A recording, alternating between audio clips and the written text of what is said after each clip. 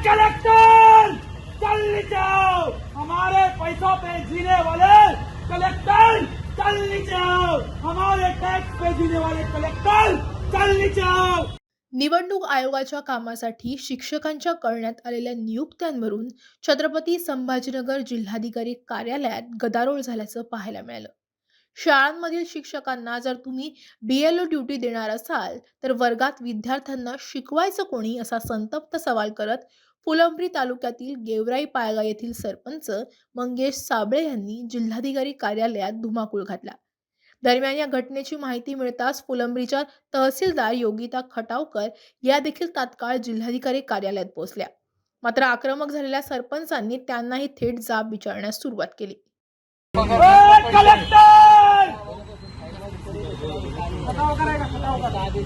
बोलो, खटावकर मॅडम पुढे, खटावकर मॅडम, खटावकर मॅडमला कळत नाही का? या मॅडम इकडे जरा, या तुम्ही बाजूला, चार शिक्षक मॅडम या समोर या इकडे या मॅडमचं स्वागत करा। चार शिक्षक एका शाळेचे दिलेला कामाला लावता का तुम्ही? कोणी आदेश दिला तुम्हाला? 4 शिक्षक एका जिल्हा परिषद गावच्या शाळेमधून 4 शिक्षक कामाला लावता का BLOच्या? 4 आहे, 8 आहे सगळे। हा, हे कोण आहे? सुनील बाबूराव ढुगे, 10 तारखेचा शिक्षक। अर्ज द्यायचा का तुम्हाला? 4 चुका तुम्ही करणार, तुम्हाला आम्ही अर्ज द्यायचा का? तुम्ही का बाप आहे का आमचे नोकर आहे ना तुम्ही? तुम्हाला अर्ज द्यायचा का? आम्ही मरतो ना आम्ही इथं, तुम्ही आमच्या पगारावर जगा, खा मस्त काजू बदाम, बैठकीमध्ये बसा तिकडे। अर्ज द्यावा नाही लागले, किती फोन केला? राऊत सरांना विचारा। कोण आहे राऊत सर? राऊत सर जिल्हा माणूस आहे का? तुमचं नाव सांगायला लागले ते मॅडमनी। नोटीस कोणाची आहे?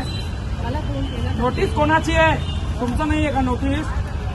एक मतदान नोंदणी अधिकारी सहाय्यक, मग कोणाची आहे? तुमचा अधिकार नाहीये का इलेक्शन प्रायोरिटी?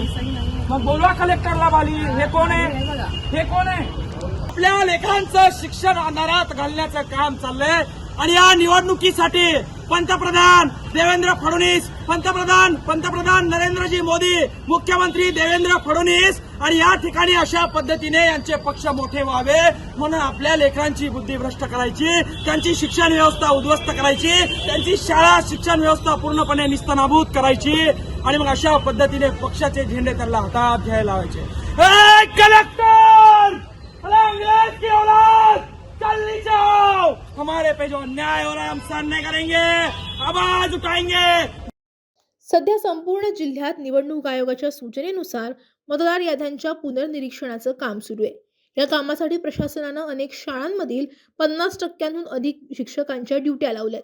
यामुळे विद्यार्थ्यांचं मोठं शैक्षणिक नुकसान होत असल्याचा आरोप मंगेश साबळे यांनी केलाय। 4 कामं एका शिक्षकाला तुम्ही देणार असाल तर तो शिकवणार काय? आज नवीन वार्षिक शिक्षणाचं वर्ष चालू झालंय आणि या वार्षिक शिक्षणाच्या वर्षामध्ये 8 शिक्षकापैकी 4 शिक्षक तुम्ही निवडणुकीच्या कामाला तुम्ही इलेक्शन टॉप प्रायोरिटी म्हणून आले का सर? अरे मीटिंग किती दिवस करणार आहे? Meeting अलुआ meeting